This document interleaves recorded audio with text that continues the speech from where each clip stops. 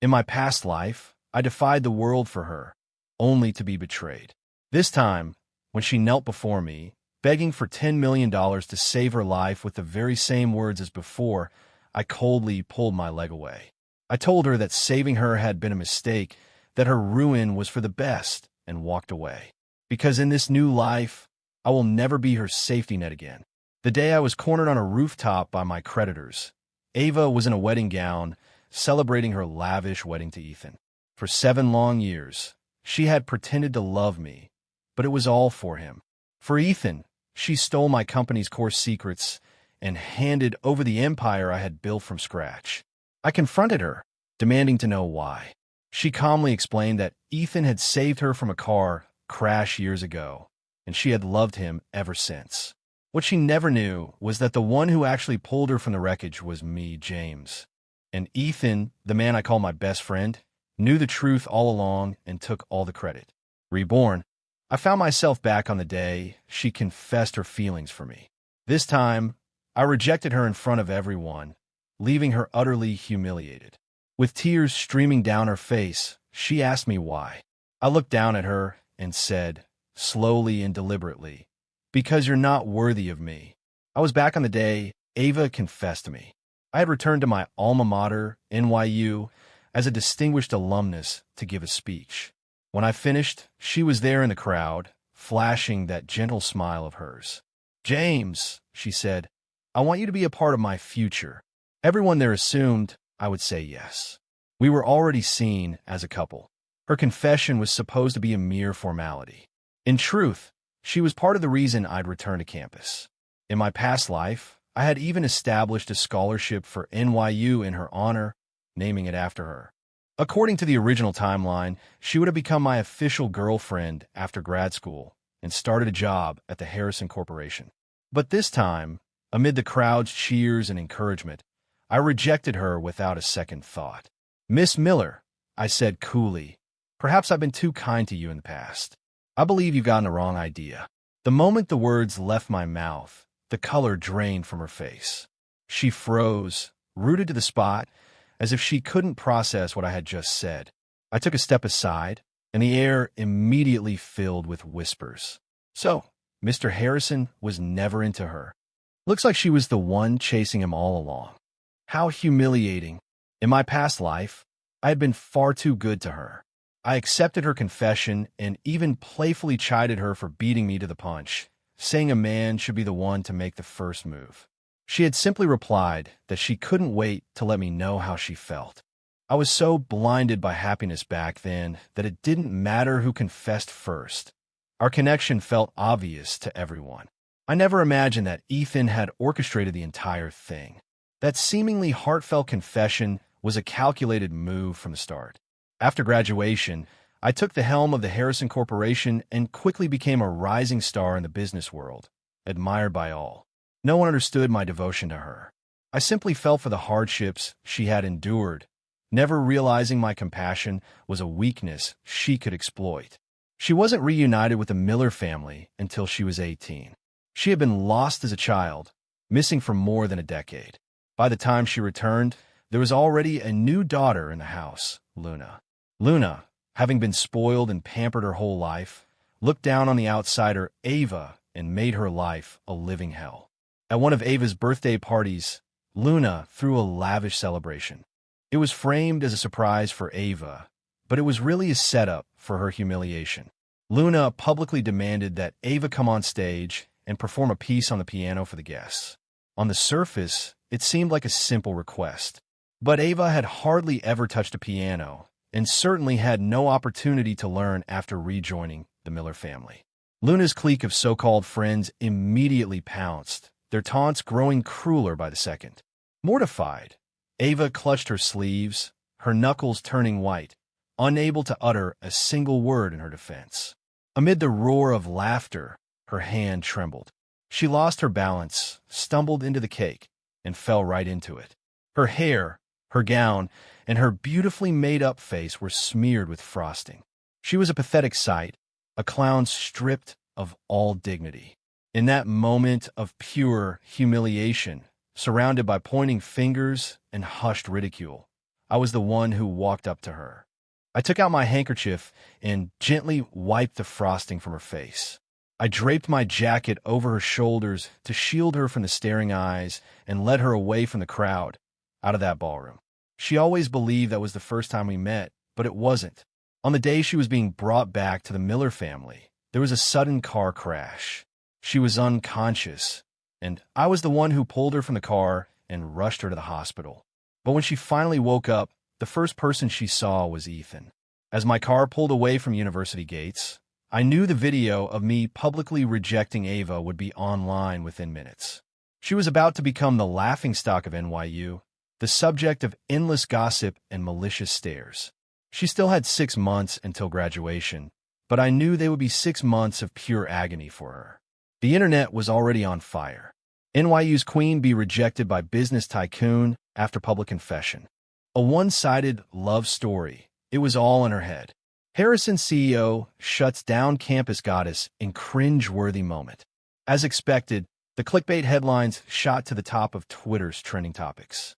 Meanwhile, I was in a private skybox at the Pinnacle Lounge, leisurely swirling a glass of red wine as I gazed down at the glittering Chicago skyline. Suddenly, the door flew open and Ethan stormed in, his face a mask of fury. In Chicago's business circles, it was an unspoken rule. The Edwards family, for all their efforts, could never touch the Harrisons. For years, the Edwards family had shown my family nothing but respect, and Ethan and I had maintained a facade of brotherhood for just as long. In my past life, I never once doubted him. He barged in, his face a storm of confusion and rage. "James, why would you do that to Ava?" he demanded. "You like her. I know you do.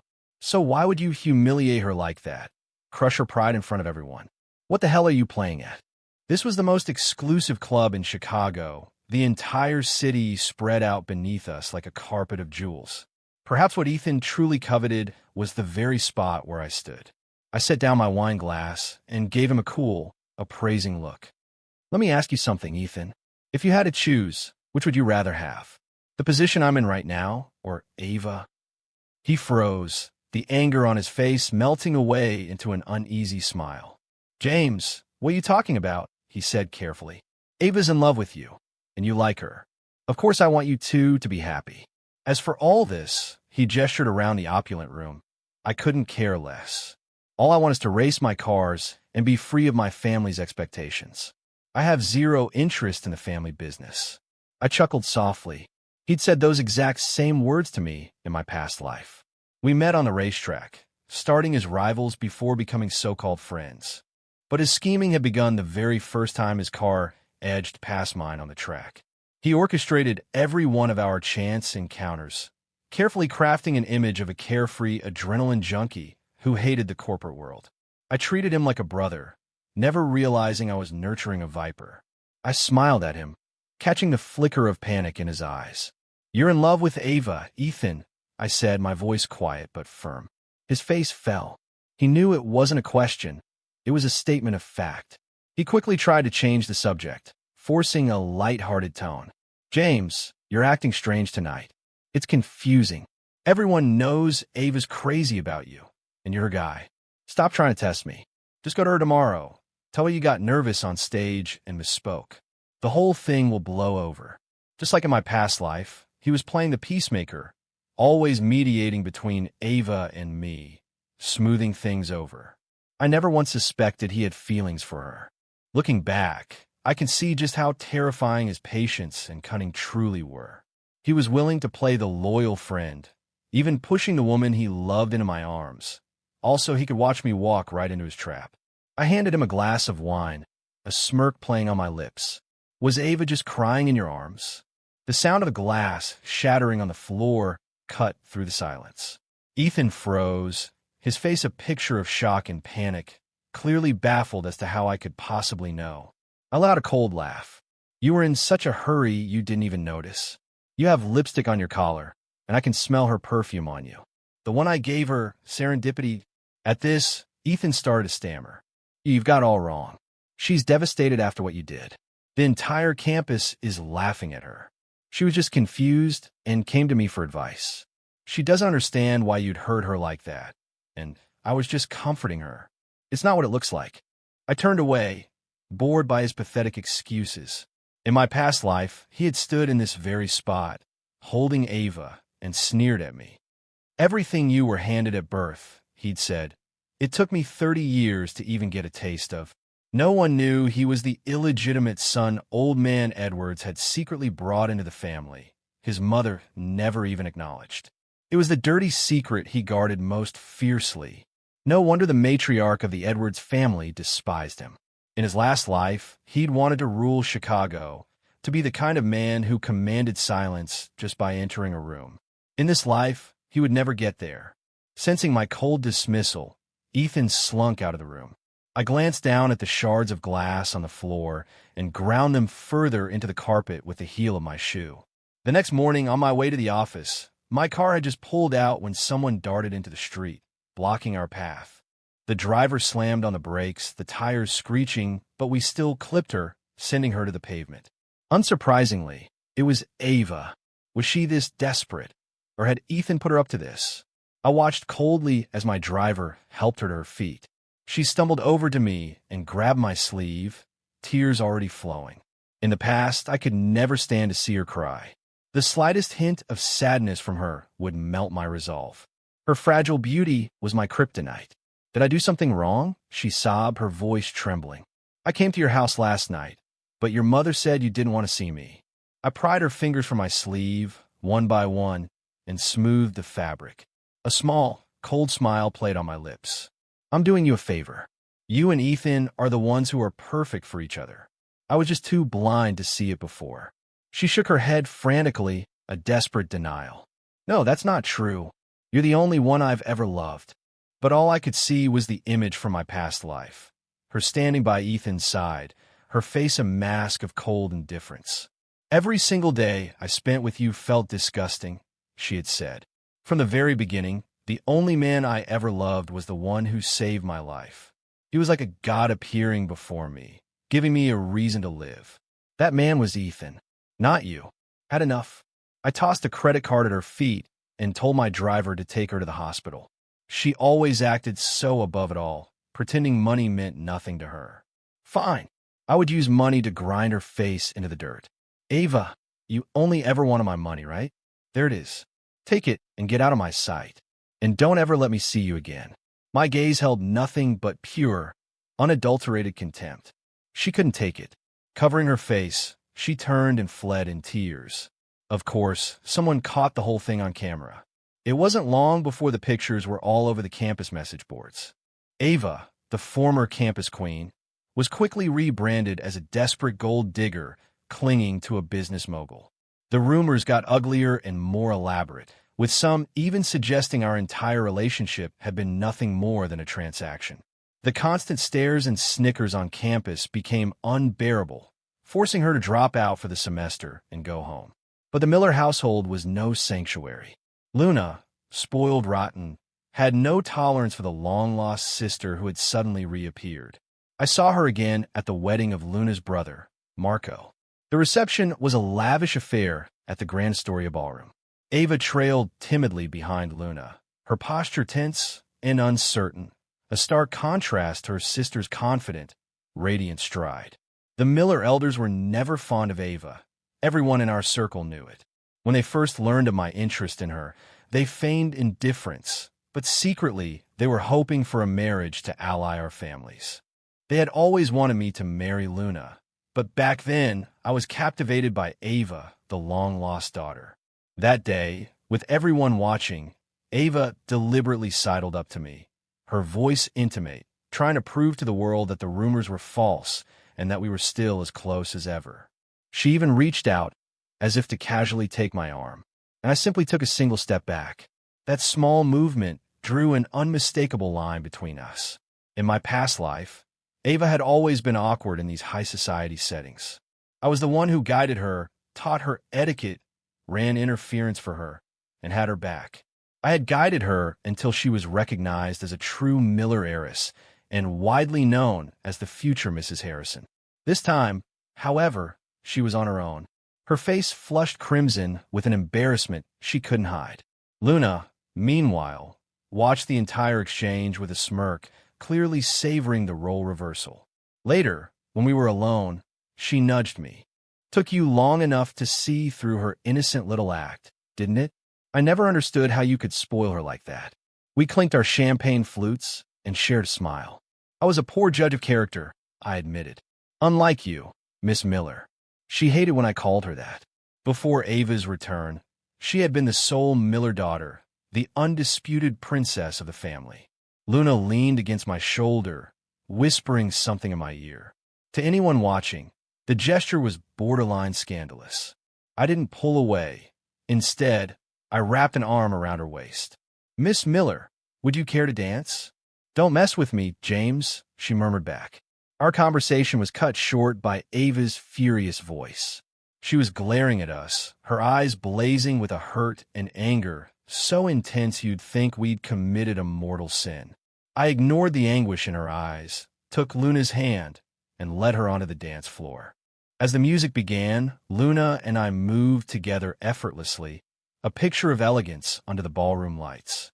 The entire time, I could feel a hateful glare burning into my back. The second the music stopped, Ava was in front of me, tears welling in her eyes. Why are you treating me like this?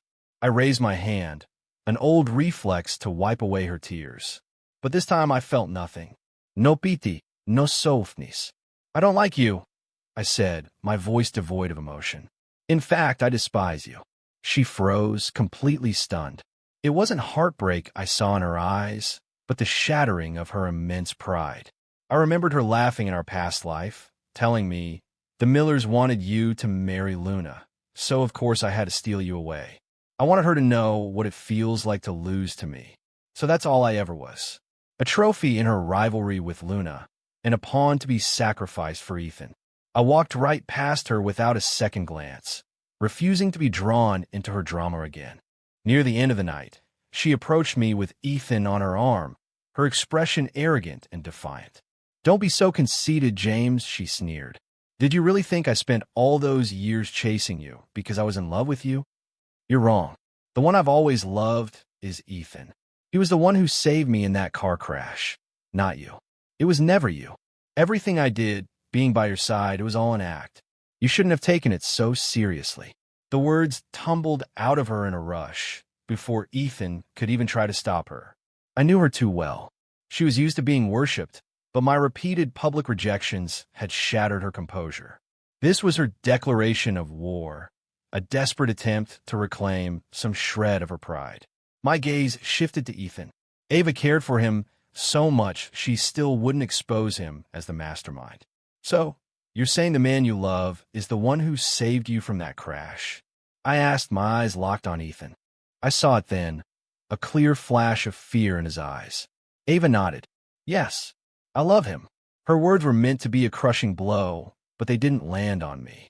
It was true that Ethan was the first person she saw when she woke up in the hospital. But that was only because he had stolen my credit. I had never hidden the truth from Ethan. He knew perfectly well who had brought her to the hospital. Yet in our past life, he had shamelessly claimed the role of her savior, using her to get close to me and gut the Harrison Corporation from the inside. I looked at Ava and spoke slowly. The day of the crash, while you were unconscious, you broke the bracelet on your rescuer's wrist. There's a secret on that bracelet.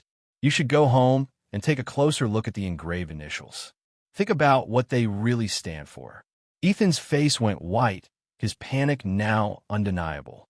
In our past life, he had so easily claimed the credit, and she had believed him without question. I remembered the last time I saw her with that bracelet, I'd allowed myself a moment of hope that she had finally figured out. But it was just wishful thinking. She had seen Ethan, assumed the bracelet was his, and he, knowing it was mine, had simply played along. He had deliberately pursued her, knowing that in time, she would fall for him. By the time I realized what was happening, it was too late. Timing is everything. Her heart already belonged to Ethan. Now, her eyes were wide with confusion. What are you talking about? How do you know about the bracelet? How could you possibly know? I let out a short, sarcastic laugh. How do I know? The bracelet was mine. The initials were mine. But she was so gullible and Ethan's lie was so easy that she accepted it without a second thought. It was pathetic, but I had no desire to spell it out for her. I wanted to watch her piece it together herself, to feel the full weight of her regret when the truth finally dawned on her. More than that, I wanted to watch Ethan squirm. I turned and walked out of the ballroom. Luna had once told me she dreamed of being an actress, a household name, but her family refused to support her. I had smiled. "That's easy," I said. "I'll start an entertainment company just for you. You'll be the only talent on the roster. I'll pour every resource into making you an A-list star." Luna raised an eyebrow. "And why would you do that for me?" I reached out and gently tousled her hair. "Because it will make her miserable." Luna knew exactly who I meant and was smart enough not to press the issue. It was a mutually beneficial arrangement, and we both knew it. Ava had always despised Luna. In our past life, a huge part of her motivation for winning me over was to hold it over her sister, to make Luna's life a living hell. This time, I would put Luna on a pedestal for the world to admire, placing her directly in the spotlight. Ava would be left to watch from the shadows, forever left behind. In my past life, I had elevated Ava to the status of a goddess. In this life, I wanted to watch her fall into the gutter and become a pariah. I established a subsidiary of the Harrison Corporation called Starlight Century. It had only one client, Luna. I spared no expense, hiring the best management team in the business and funneling endless resources her way. On the day of her debut, Luna's face was on every billboard in Chicago. Her posters were everywhere. Her beauty became an instant viral sensation on social media. She immediately landed the lead role in 3 major films, all of which, of course, were financed by me. With such a powerful debut, the public went wild with speculation about her mysterious, wealthy sponsor. Then one day, Ava stormed into my mansion and confronted me directly. "James," she demanded, "Luna's sponsor. It's you, isn't it?" I had just stepped out of the shower. I took the glass of wine offered by my housekeeper, took a slow sip, and let my eyes drift over her disheveled state. "And what if it is?" I answered with a lazy smile. She was shaking with rage. "I know her very well," I said, drawing out the words. "I am her sponsor. And as long as it makes her happy, I'll spend whatever it takes to put her at the very top." I made my words as crude and cutting as possible, just to watch her break. She finally broke, tears streaming down her face. Ethan was standing behind her, and from the looks on their faces, they had just been fighting. Ava bit her lip, her words punctuated by sobs. "James, I know the truth now. You were the one who saved me. He lied to me." She looked so pitiful, like a delicate flower beaten down by the rain. "You had a pretty good life with me all those years, didn't you, Ava?" I said, advancing on her slowly, backing her into a corner. I tilted her chin up, forcing her to meet my gaze. Her eyes were brimming with tears, but her first instinct was to glance toward Ethan for help. That single, reflexive action told me everything I needed to know. All the little details I'd missed in my past life suddenly clicked into place. The stolen glances, the shared guilt. I shot a look at Ethan, my voice a low challenge. "What's the matter? Want to stick around and see what happens next?" Ethan's fists clenched, but before he could move, Ava's shrill voice cut through the air. "Ethan, you're a liar. Get out. I never want to see you again." Ethan froze, looking as if he'd been slapped. His manipulation of her was real, but so were his twisted feelings. I lifted Ava's chin again, my fingers tracing a line down to her waist. She didn't resist, her body rigid in a silent, seeming consent. I glanced back at Ethan. His eyes were bloodshot, practically overflowing with a rage, jealousy, and resentment that was plain for anyone to see. After Ethan and the staff had gone, Ava and I were alone in the room. My eyes kept drifting to her. She was wearing a black slip dress, the thin straps tied into delicate bows on her shoulders. I reached out and slowly, deliberately untied one of the bows. I leaned in and pressed a light kiss to her bare shoulder. She recoiled as if startled, pulling back and covering herself. I let out a low chuckle. "What's wrong?" Second thoughts. In our past life, she had always played the innocent, pushing me away while talking about waiting for marriage. But behind my back, she was taking secret island vacations with Ethan, where I'm sure nothing was left to the imagination. Watching her pull the same act now just made me sick. I shrugged, feigning indifference. Fine. I never force anyone. I turned to leave, but she threw her arms around my waist from behind. Looking up at me with tear-filled eyes, she pleaded, "I'm willing." With trembling hands, she let the dress slip from her shoulders. I just laughed a cold, empty sound. So this is the famous, innocent campus queen? It was only then that she finally understood. I felt no desire for her. This was just another way to humiliate her. My expression was one of pure scorn. Did you really think you could trade your body for my forgiveness, Ava?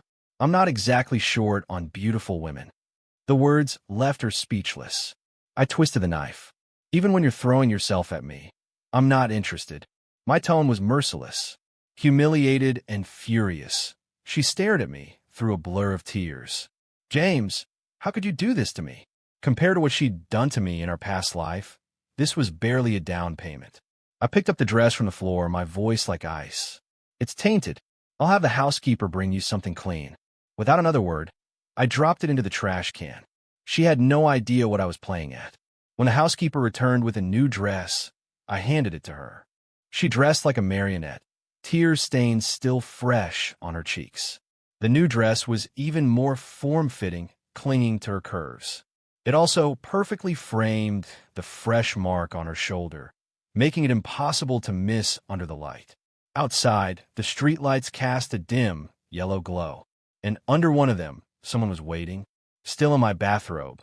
I walked her to the main gate of the Harrison estate, and just as I'd expected, Ethan was there.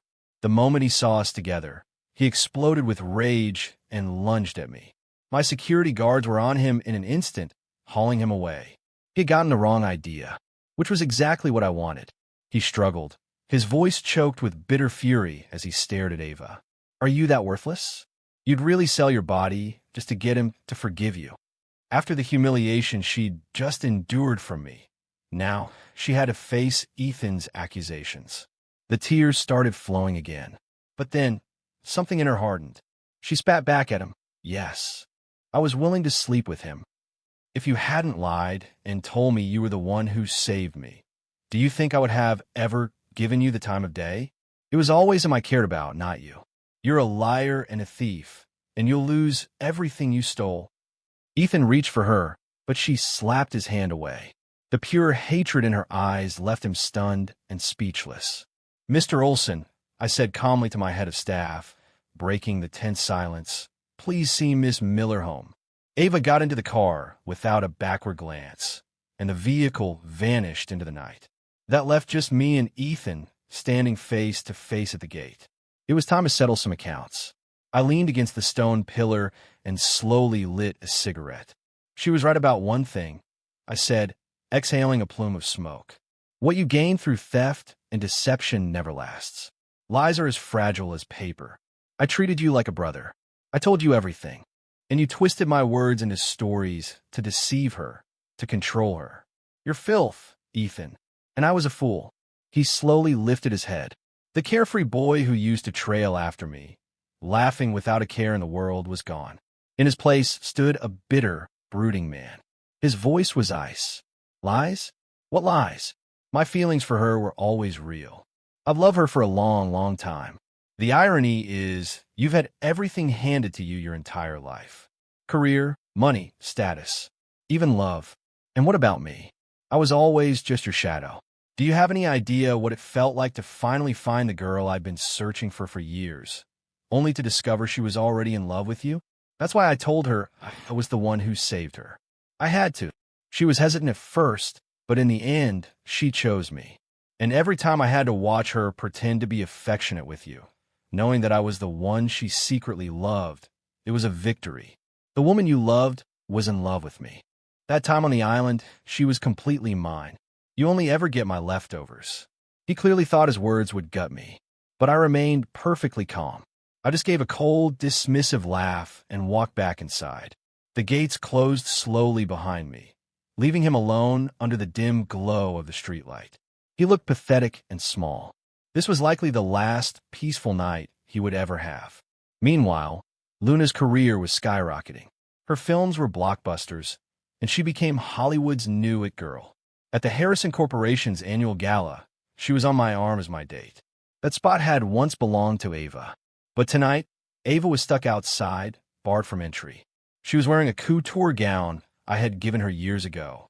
Now, she was just a spectacle, shaming herself at the door. "Ma'am, you can't enter without an invitation," the security guard said flatly. "I'm James Harrison's girlfriend. Don't you know who I am?" She argued, causing a scene that quickly drew attention from inside. Luna tightened her grip on my arm as we both looked toward the entrance. She leaned in, a smile in her voice as she whispered, "Let me handle this." She kept her body pressed against mine as she led me toward the door, right up to Ava. Luna's eyes raked over Ava's gown. "That dress is so last season," she said, her voice dripping with condescension. "Just like you. New people are on the rise. The old ones should learn to let go. Try to have some dignity." With that, she leaned in and planted a kiss on my cheek. The paparazzi, who had been lying in wait, went into a frenzy. The flashes were so bright it was like daylight. It was exactly the reaction we had planned for. Her celebrity and the buzz she generated would put the Harrison Corporation in the headlines. And, with my backing, she could do whatever she wanted in Hollywood. Ava just stared, completely frozen. In seconds, she was swarmed by reporters, microphones shoved in her face. "Miss, after being rejected so many times, why won't you give up? Mr. Harrison is clearly with your sister now. Are you trying to be a homewrecker? Are you trying to break them up?" The questions grew more pointed, and Ava was completely overwhelmed, her panic plain to see. The reporters then turned their attention to us. "Mr. Harrison, is this your way of making things official with Miss Miller? You two make a beautiful couple. Our wedding bells in the future. Luna Smail Koidi. You'll have to ask James about that."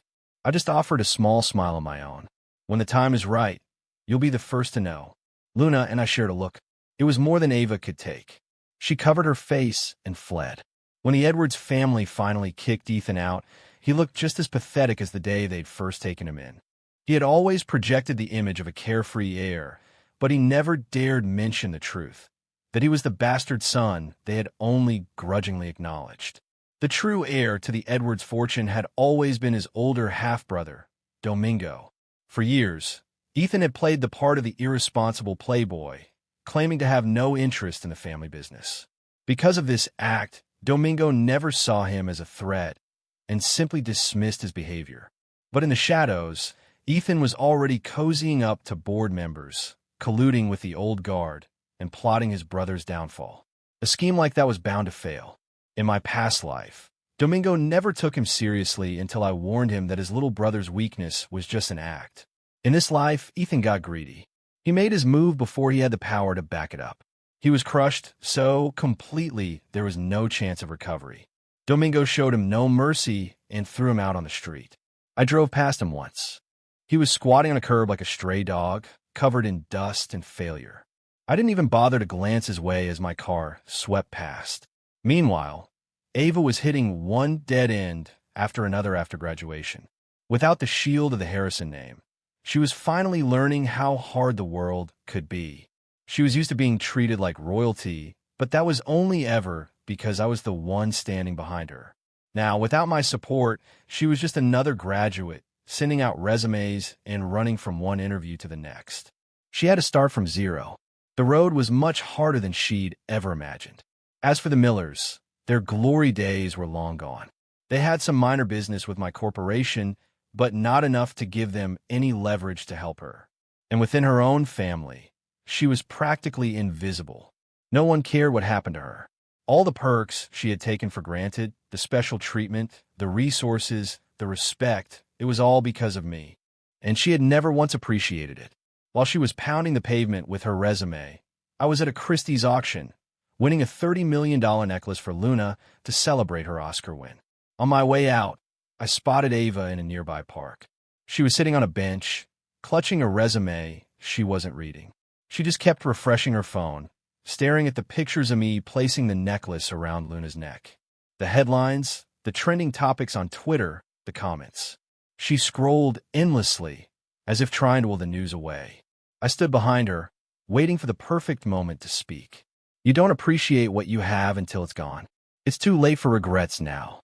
She spun around, her eyes a storm of confusion and bitterness. Why? Why did you change? Did Luna do something to you? Did you forget about what happened between you and Ethan in the Maldives? I unlocked my phone and held it out to her. The compromising photos I showed her made her freeze. You've been spying on me? She whispered. Don't flatter yourself. Someone brought them to me. Look and make a quick buck. The terror in her eyes was unmistakable. Who? Can't you guess? I said coolly. Ethan. The color drained from her face. The man who had sworn to love and protect her was now the first to sell her out when his back was against the wall. His first instinct was to trade her secrets for cash. Domingo was determined to destroy Ethan completely. By the time he was thrown out of the Edwards family, his assets were frozen. He had nothing. He thought I still cared about Ava, that she was a pawn I was using against him. He couldn't have been more wrong. I gave Ava one last piece of advice. When he realizes those photos are worthless against me, he'll use them to blackmail you. As if on cue, her phone buzzed. With a trembling finger, she opened the iMessage. On the screen were the same photos I had just shown her. The sight of them shattered what little composure she had left.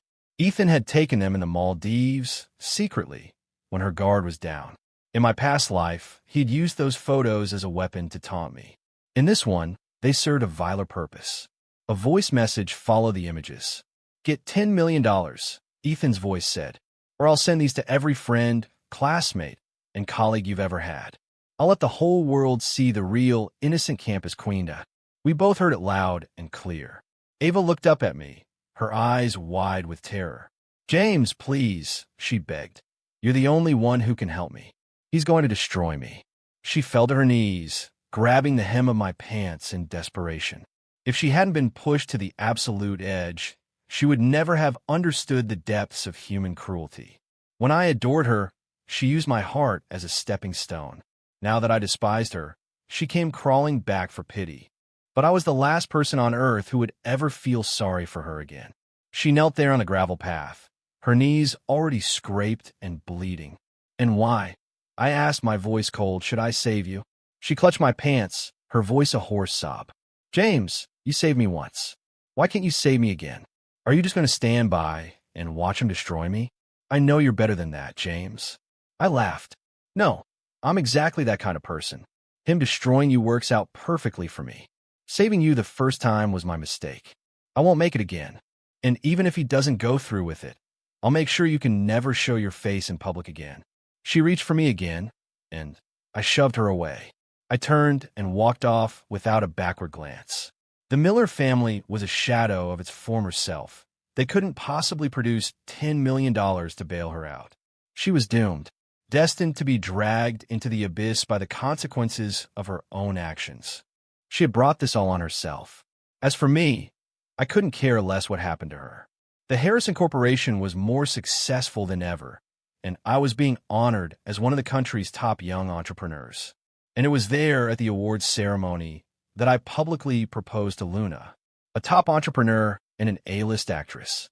We were an instant headline. The media dubbed us the ultimate power couple. As for love, it wasn't really a prerequisite. That same day, another story broke online. Late at night, a young woman had lost control of her car and crashed, killing a male pedestrian. A murder-suicide, the report called it. It was Ethan, cornered and desperate, and Ava, trying to end her nightmare once and for all. Ethan died in the crash. Ava survived. She was badly injured, in a coma for days. The first thing she did when she woke up was ask for me. Lying in her hospital bed, she told me, her voice weak, that she'd had a long and vivid dream. In her dream, she had married me. She was the wife of the CEO of the Harrison Corporation.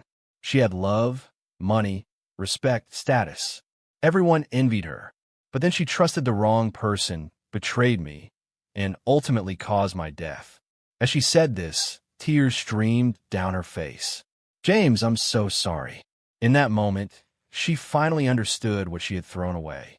But for me, there was no love left, not even hate. Only a cold, vast indifference.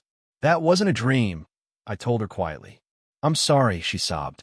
I trusted the wrong person. I always thought it was him, but it was you. You were the one who saved me. You protected me. You pulled me back from the brink. It was always you. I always thought the day I saw her drowning in regret would bring me a sense of satisfaction, of victory. But when I finally heard her apology, the only thing I felt was relief. A profound sense of release. I'm marrying Luna, I said. The words hit her like a physical blow. She clutched the sheets and began to sob uncontrollably, a raw, heartbroken sound. I turned and walked out of her room, and out of her life forever. The police investigation concluded quickly. The crash wasn't an accident. It was premeditated. Ava was taken into custody to pay for her choices. And Luna and I were married in Bali. A seaside lawn, a perfect sunset, our vows. It was a picture-perfect scene. It was the dream wedding she had always wanted, and I had spared no expense to make it happen. As we exchanged rings, she leaned in close and whispered in my ear, "Mr. Harrison, I've had my eye on you for a very, very long time." I paused for a fraction of a second. In that instant, all the strange, petty rivalries between her and Ava suddenly made sense. Perhaps Ava had known about her sister's little secret all along. I smiled as I slid the ring onto her finger. "The past doesn't matter," I said. "Only the future." Our eyes met, and we both smiled before sharing a deep kiss, surrounded by the applause of our guests. This is not just a story of revenge, but an exploration of self-redemption. When given a second chance at life, do we choose to build a gilded cage out of old obsessions, or do we truly start anew? True strength isn't found in making others pay for the past, but in freeing yourself from its grip.